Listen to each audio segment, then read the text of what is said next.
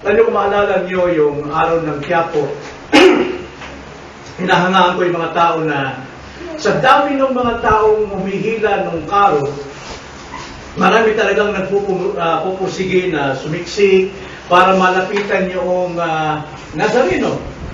At hindi niya alintana, wala siyang pakialam kung anong sabihin ng mga tao, basta sisiksik siya, umaari lumakad siya sa mga ulo ng mga tao para makarating at mahawakan lamang ang Nazareno, hindi niya naintindi yun. Ang hangad niya ay mahawakan ang kanyang sinasambang Diyos. Ngunit, kulang ito sa mga totoong Diyos talaga. Marami ang hindi nagsusumiksik, nagpupursigi, at inaalala nila ang sasabihin ng mga tao kung sila po ay nagsusumikap na lumapit sa totoong Diyos at hindi sa imahin. At nakakalungkot sapagkat at hindi natin makita ang mga taong nagpupursiging lumapit sa ating Panginoon. Pero hindi nangangahulugan na walang taong naghahangad na makalapit sa Panginoon. At isa na rito sa kasaysayang ating babasahin, nais kong tignan natin na sana ang tao nito ay maging larawan ng ating pananampalataya sa Panginoong Jesucristo. Lucas 8, versikulo 43 hanggang 48. Ito isang kasaysayan ng isang babaeng nasa matinding problema. At ito rin ang larawan ng lahat ng tao kung aaminin lamang ang totoong kalagayan. Sa gabing ito, ang ating layunin ay naway maging larawan ng ating pananampalataya ang babaeng ito na sumisiksik para mapalapit kay Jesus at determinado siya na makalapit dahil sa kanyang layunin. At ang layunin niya ay puno ng pananampalataya. Na ano ang inilalarawan ng babaeng ito para sa atin? Mayroong 4. Una, ang babaeng ito ay desperado. Ikalawa, ang babaeng ito ay determinado. At ang babaeng ito ay nakatagpo ng kalayaan. At ang babaeng ito ay nagdeklara ng kanyang kagalingan. So makita natin ang 4 na ito. Kumbaga, sa ibang salita, ang babaeng ito ay desperado. Wala siyang pag-asa. Pero mayroon siyang determined. Mayroon siyang matinding desisyon sa kanyang sarili. At dahil doon, siya ay nakalaya. At dahil sa kanyang kalayaan, siya ay nagpahayag. Now, tingnan natin, isa-isa, ang paglalarawang ito ng babae para sa ating buhay. Una, tignan natin ang kanyang kawalang pag-asa. Ang kawalang pag-asa ng babae. Ibig sabihin, siya po ay isang desperadong babae. Ang sabi sa chapter 8, verse 43, may isang babae na 12 taon nang dinudugo at di mapagaling ng sinuman na lumapit sa kanyang likuran, hinawakan ng laylayan ng kanyang dabi. Verse 43 ay buod ng kasaysayan ng babaeng ito kung ano ang kanyang problema. Isang talata lang dinescribe ang kanyang problema. Ng babaeng ito, meron siyang incurable disease. Hindi mapapagaling na karamdaman. At hindi lamang yon, naubos na lahat ng kanyang kayamanan. Sa mga manggagamot, ginawa na lahat. Naubos na, naghirap na siya. At hindi lamang yon, siya ay marumi sang-ayon sa kautusan. Pag sinabing sang-ayon sa kautusan, yung kautusan nagsasabi na isang tao ay makasalanan. At sa seremonya ng kautusan, deklarado ang babae ito ayon sa kautusan ng Hudyo na siya ay isang marumi, hindi siya karapat-dapat na lumapit sa mga tao, siya ay isang condemned na isang taong talagang hinatulan na. So mapapansin natin, ang kanyang kalagayan, unang desperado siya sa pisikal na kanyang kalagayan. Naubos na ang kanyang kalusugan. Sa Bisaya pa, naut-ut na ang iyang manlawas. Dahil doon sa 12 taong pagdurugo, hemorrhage. Kung ikaw lang, ma-hemorrhage lang sa isang oras, ay manghihina ka na. Gaano pa kaya itong 12 taon? At maaaring nag-iisa na lamang siya. Hiniwalay na siya ng kanyang mga masa buhay. Maaaring may asawa ito, o may mga anak, pero dahil siya ay payat na at mabaho dahil sa dugo na hindi naaampat sa kanyang katawan, mabaho siya. At maliban doon, siya ay napakahirap na sa kalagayang ito. Desperado rin siya sa pagdating sa pinansyal. Naubos na lahat ng kabuhayan. At ikatlo, desperado din siya pagdating sa espiritual. Hindi siya makapasok sa templo. Hindi siya makakasama sa mga pagtitipon ng mga mananampalataya.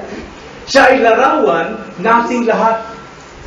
Sa ating lahat, ito ang ating picture kung ating lang titignan ng ating sarili. Unang-una, physically, tayo ay patungo sa kamatayan. Lahat ng tao patungo sa kamatayan, gaano mang kalusog ang iyong pangangatawan, gaano mang kaganda, gaano ka man kayaman, mauubos ang kayamanan iyon para lang sa pagpapagamot ng karamdaman, pero hindi maaampat ang kamatayan. Lahat tayo ay desperate physically. At ikalawa, financially. Alam natin na walang pera ang makapagbibili ng ating pangangailangan. Walang pera ang maaring makabili ng ating kaligtasan. Gaano man kalaki. Ang sabi nga sa Mateo 16 verse 26, sapagkat ano ang may papakinabangan ng tao kung makamtan man niya ang buong sanlibutan, lahat ng kayamanan sa sanlibutan, ngunit kung mawala naman ang kanyang buhay. O ano ang ibibigay ng tao na katumbas ng kanyang buhay? Anong halaga maaring maging sapat para mabayaran ang buhay ng tao? Wala. Kaya lahat tayo ay desperate financially. Wala tayong magagawa. At hindi lamang yon, lahat tayo ay desperate din spiritually.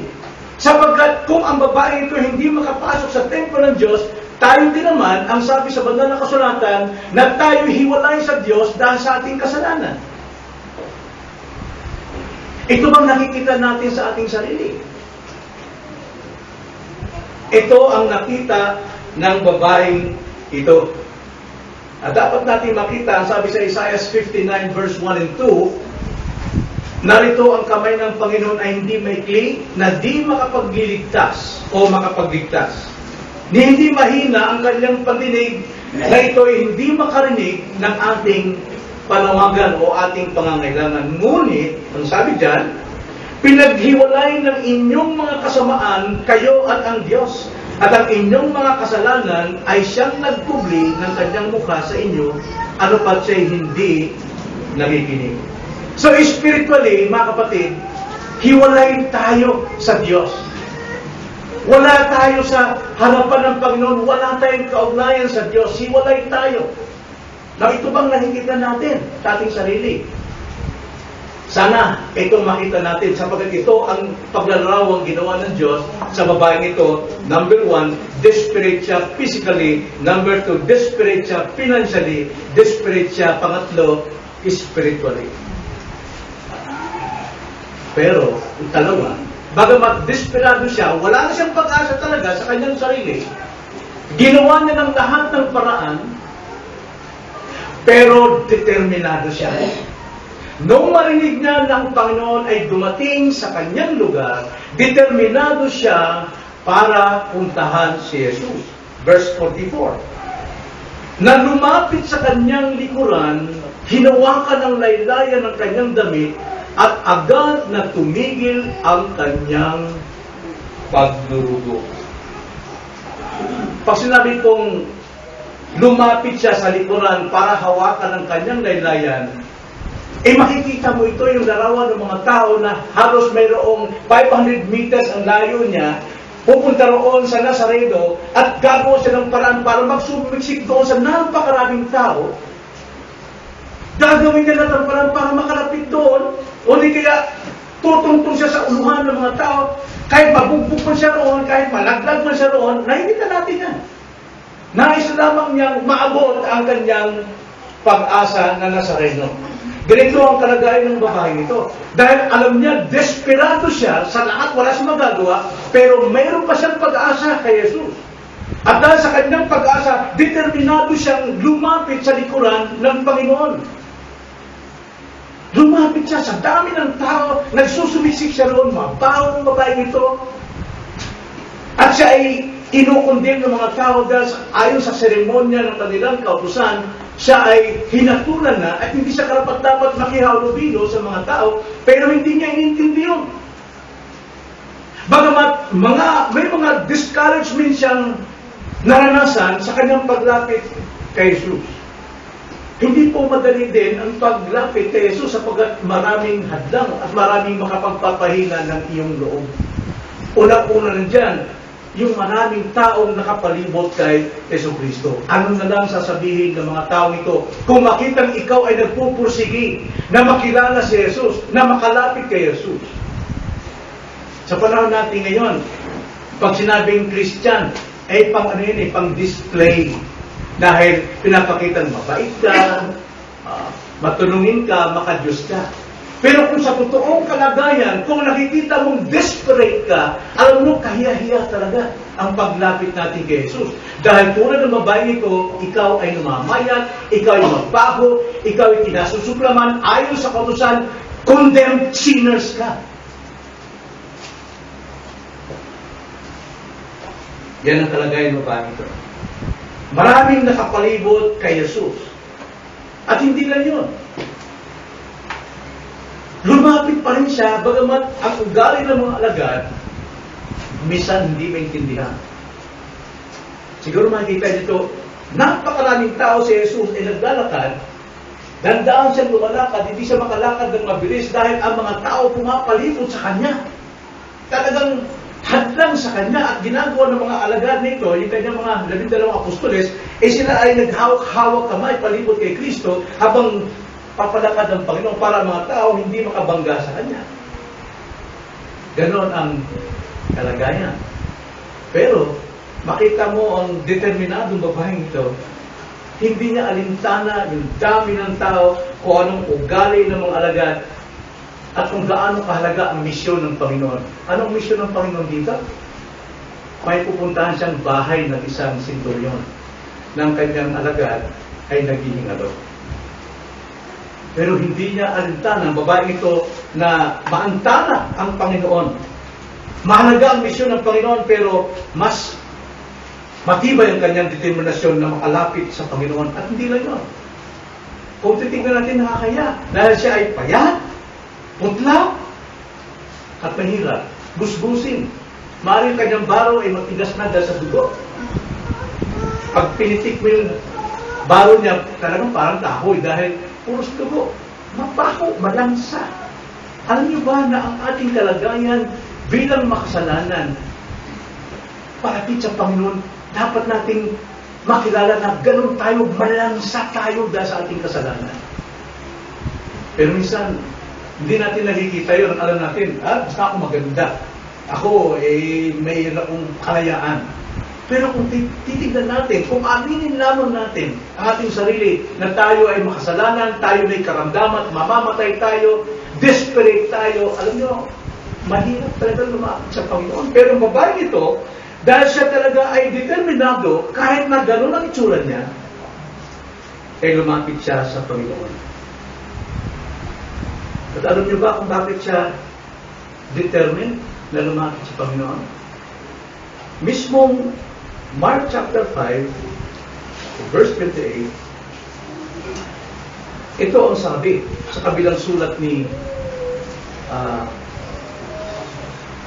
Marcos.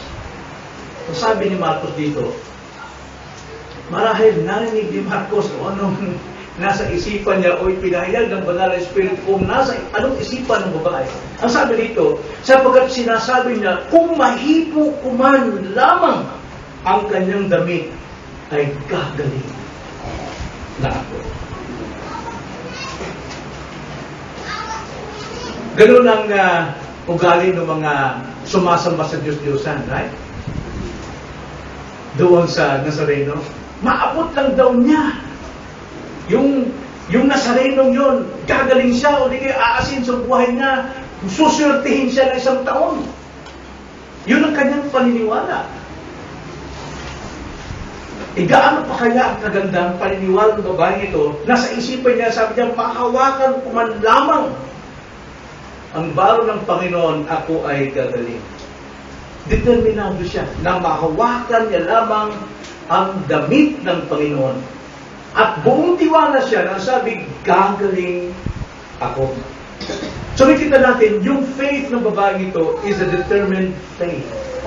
Determinado ang pananampalataya. Hindi ito pananampalataya, basta niniwala ko sa Diyos. Okay na, sa akin na. Pero kung may paniniwala ka sa Diyos, dapat kilala mo ang sarili mo na makasalanan at kailangan mo si Kristo na dapat mong lapitan. Pero hindi ka daw ng iyong pananampalataya. Ang pananampalataya mo ay acknowledge na merong Diyos, merong Kristo. Pero wala kang pananampalataya at ikaw determinado lumapit dahil hindi mo nakita yung sarili na desperado ka na isang makasalanan at kailangan mo ng kaligtasan.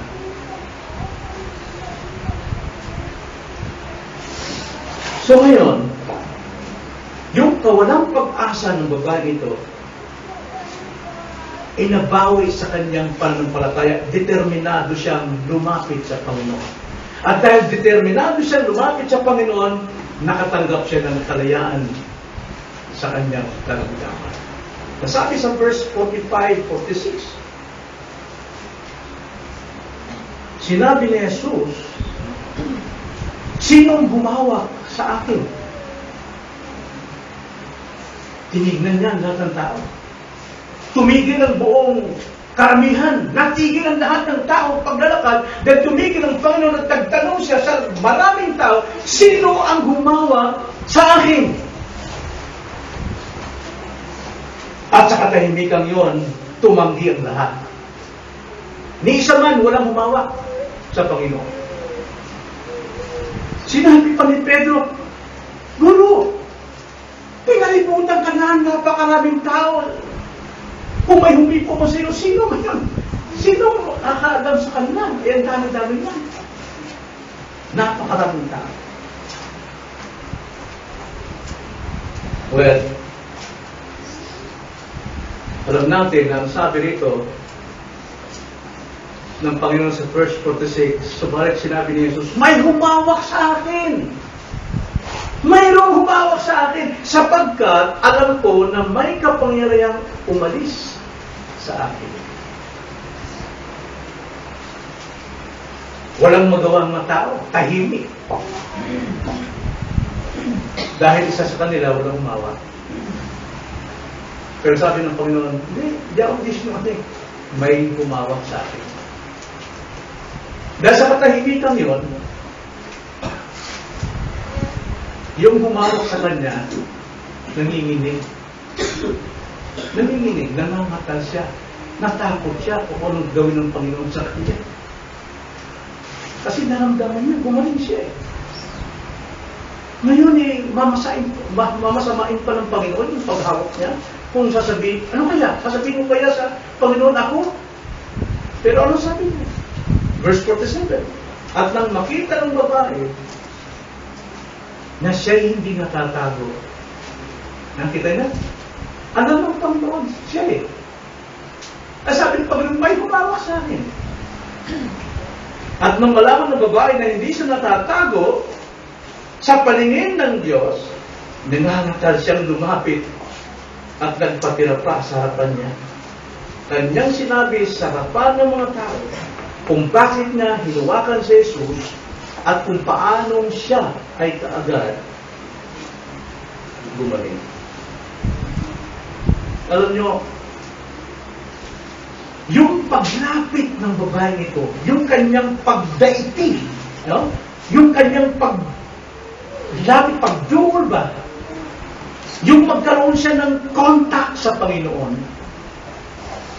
hindi niya akalain yun. Na mangyari yung kanyang sinabi, gagaling ako. Pero kumaling. Nagulat siya. Dumaling siya. Bakit po? Sa lumang tipan pa lang, sinabi na ng Panginoon. Salmo 34:18.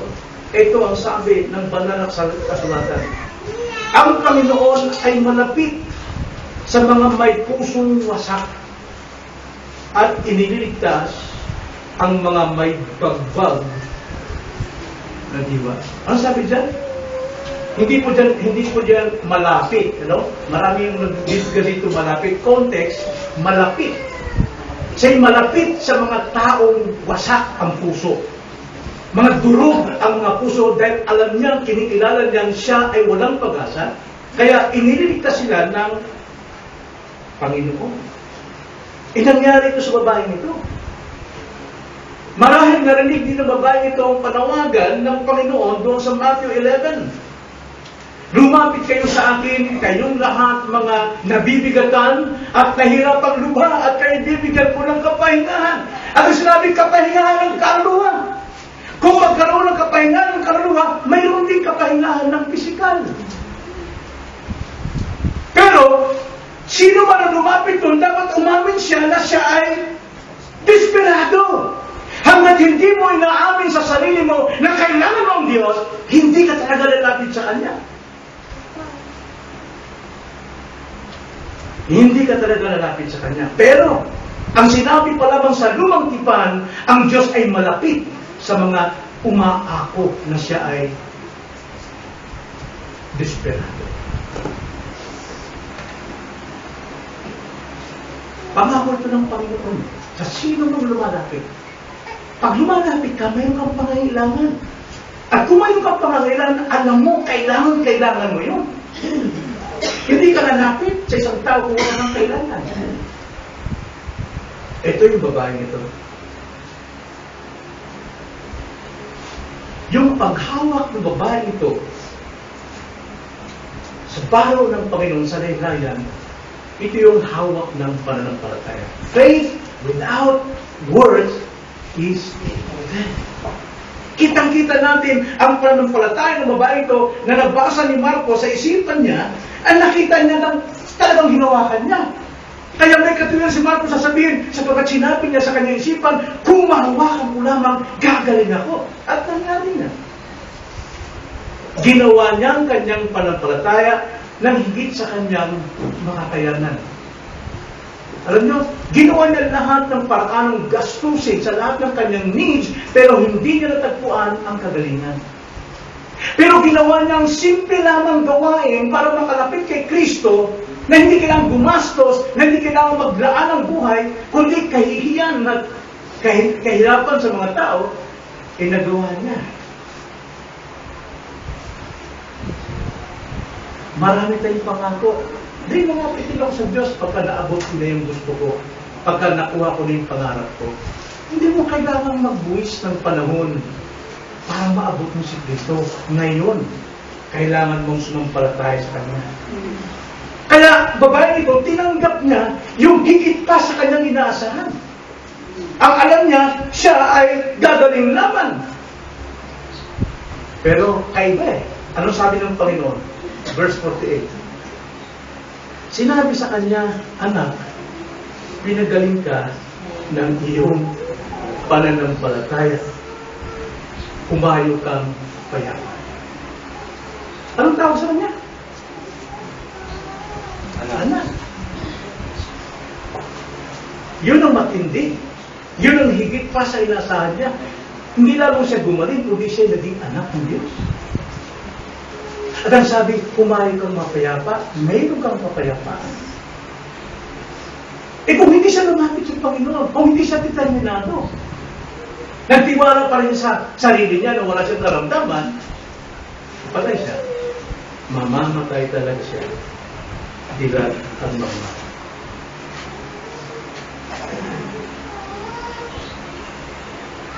Then pang-apat, deklarasyon ng babae. So nakita natin una, kawalang pag-asa ng babae. Ikalawa, ang determinasyon ng babae. Ikatlo, ang kalayaan ng babae. At ang pang-apat, ang deklarasyon ng babae. Hindi na sabi sa verse 47. Ang sabi dito, at nang makita ng babae, ang sabi kasi ng Panginoon sa verse 45, sino ang humawak sa akin? Tumanggi ang lahat. Walang humawak. Pero alam ng babae na siya yung kinakausap. Naramdaman niyo ba kinakausap kayo ng Panginoon ngayon? Ikaw yung kinakausap ng Panginoon. Huwag mong alisin ang tenga mo. Kilalanin mo na ikaw'y makasalanan. Kilalanin mong desperado ka. At ikaw tatanggasin ng Panginoon.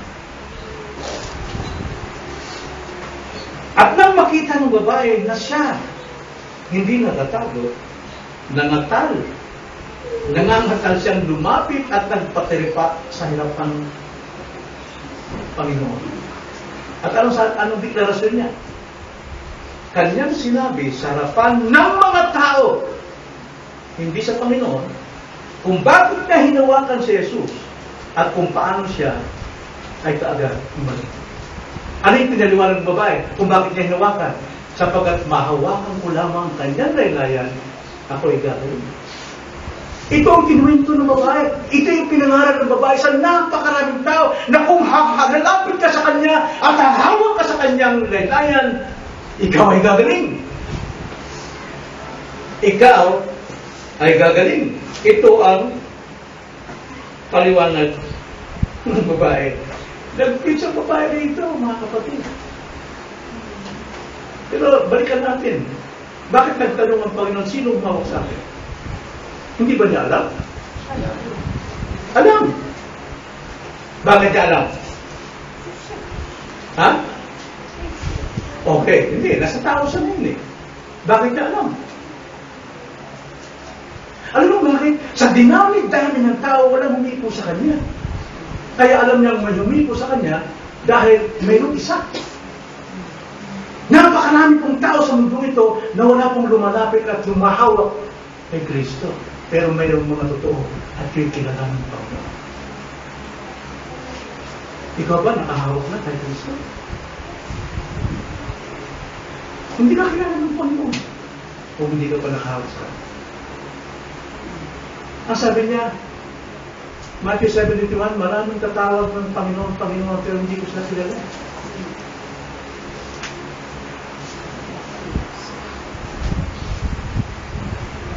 Alam ng Panginoon na may humawak sa Kanya, sapagkat sa dinaming-dami ng tao, walang kumanti man lamang sa Kanya.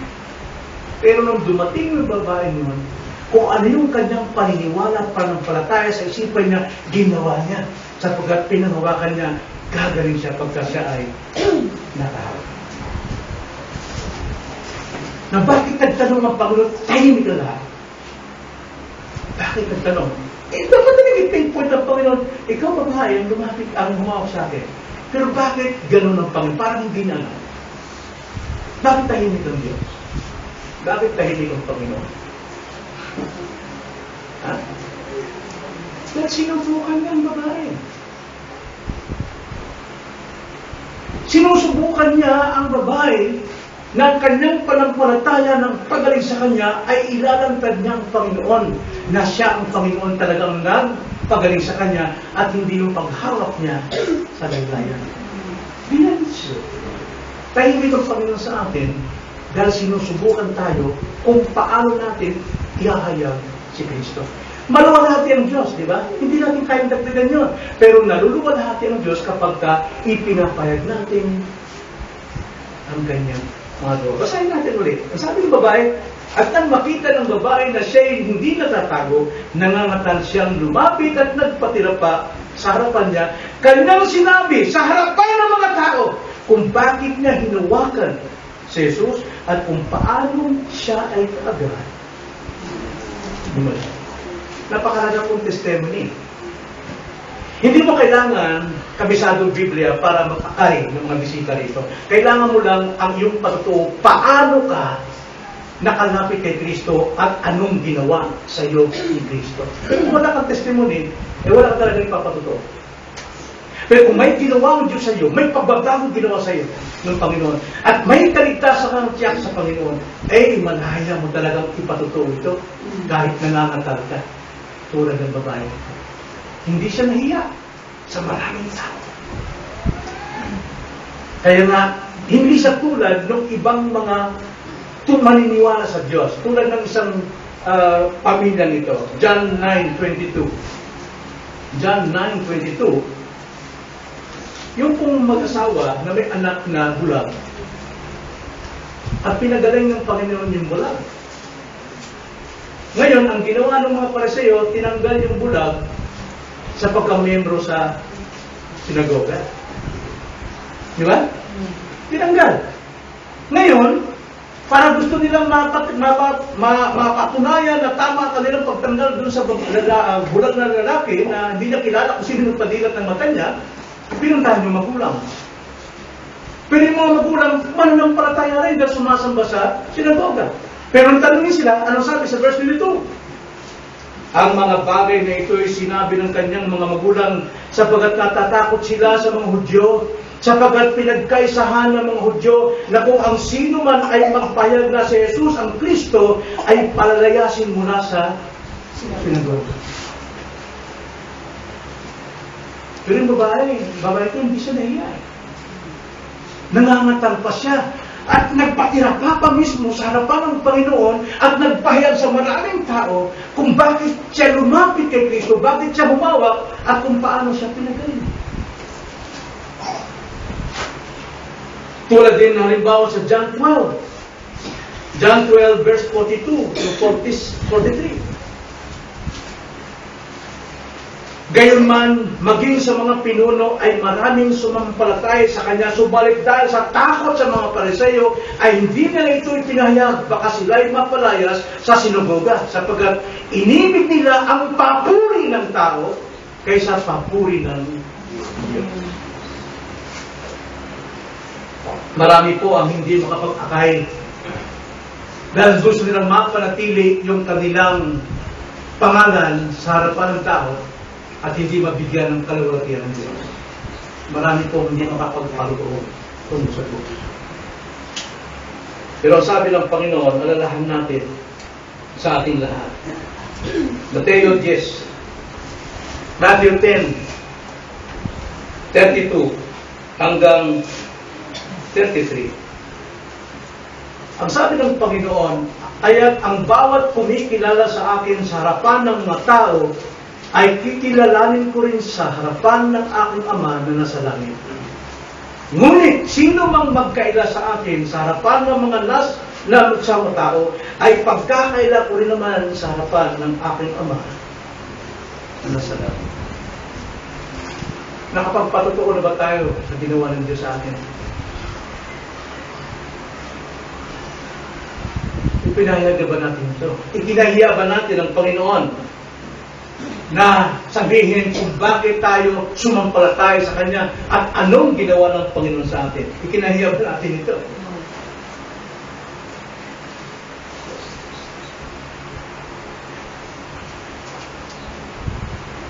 Natingnan niyo ang simpleng patutuo ng babae. Totoo. Nakakatakot po ang magpatutuo sa mga tao. Nakakatakot mag-share. Pero dahil totoo yung nangyari sa kanya, simple lang nagpatutuo siya. At ito ang kalagahan ng pagpapatutuo tungkol sa ating pananampalataya kay Kristo.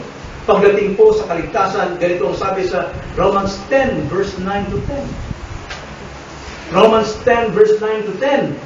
Sapagkat kung ipapahayag mo sa pamagitan ng iyong bibig si Jesus na Panginoon at sumasampalataya ka sa iyong puso na binuhay siyang muli ng Diyos mula sa mga patay, ay maliligtas ka. Sapagkat sa puso ang tao'y nananampalataya, kaya itinuturing na ganap, at sa pamagitan ng bibig ay nagpapahayag, kaya naliligtas. Yung po palang pagkandara kung tayo ligtas, pinapayag natin paano tayo naligtas. Nagagawa ba natin ito sa ating mga kaibigan?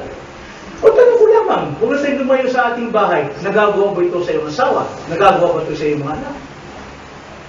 Kung paano kang sumampalataya kay Kristo at paano kang naligtas. May nakikita ba na ito nga ay isang ligtas?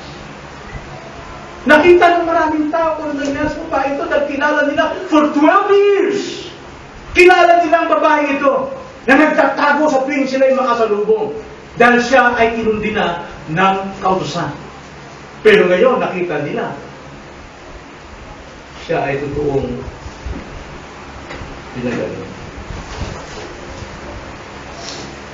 Kaya nga ang sabi ng Panginoon, sa isang patotoo, buhat sa pananampalataya, may katiyakan.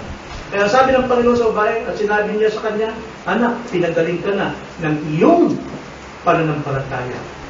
Pumayo kang ayamas. Alam niyo, yung babaeng ito, hanggang ngayon, nababasa pa natin yung pananampalataya niya. Hanggang ngayon, ipinapangaral pa ang kanyang pananampalataya. Hanggang ngayon, usap-usapan pa ang kanyang pananampalataya. Pananampalataya kayo natin, napag-uusapan?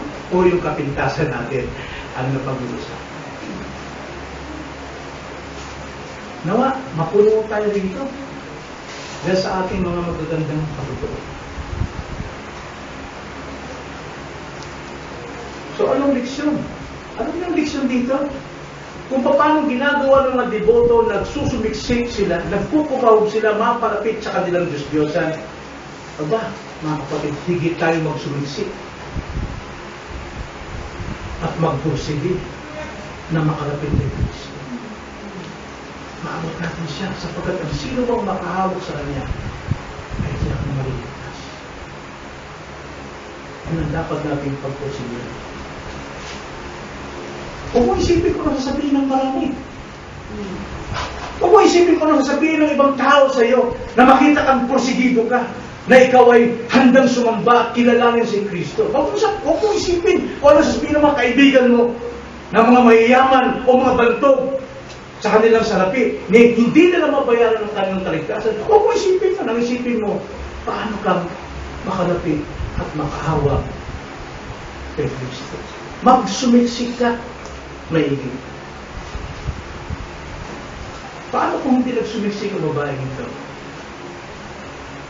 Gagaling ba siya? Kaya na ipinapakita sa atin ng Panginoon yung kanyang ginawa para tayo din ay magsumiksik. Lumapit ka kay Kristo.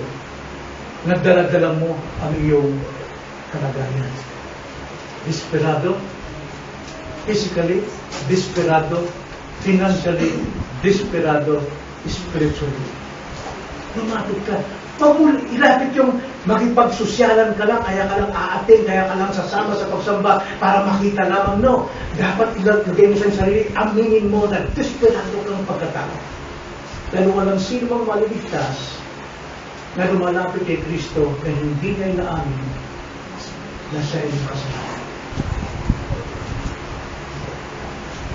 So, kailan ka magsusumiksik kay Kristo? Kailan mo desisyonan mo lumapit sa Kanya? Sana, huwag nyo nang antayin. Huwag ka na tayo mag-antay ng panahon, hindi darating yun. Ang sabi sa 2 Corinthians chapter 6 verse 2, ngayon, ang oras ng kaligtasan. Now is the day of salvation. Tayo na lang. Opo, Panginoon, napaka-biyaya po namin sa iyo pong biyaya na iyo pong dalaw sa amin. Sapagkat sa tuwing araw ng pangangaral sa lugar na ito, ay lagi pong inihayag ninyo ang pagliligtas ninyo at ang aming pagsisisi pag-amin ang aming kasalanan. Sapagkat ito po ang Ebanghelyo na malaman namin na kami po ay desperadong makasalanan at patungo sa kamatayan sa kapamakan. Ngunit may biyaya kayong nag-aalok sa amin na lumapit sa inyo. Magsumiksik sa inyo sapagkat may pangako kayo na kami ay tatanggap ng kapahingahan ng aming tayo. Salamat po sa biyayang laging naipapayag ang dakilang pagliligtas ninyo sa tuwing pangangaral ng iyong Ebanghelyo. Ito aming dalangin sa pangalan ng Panginoon.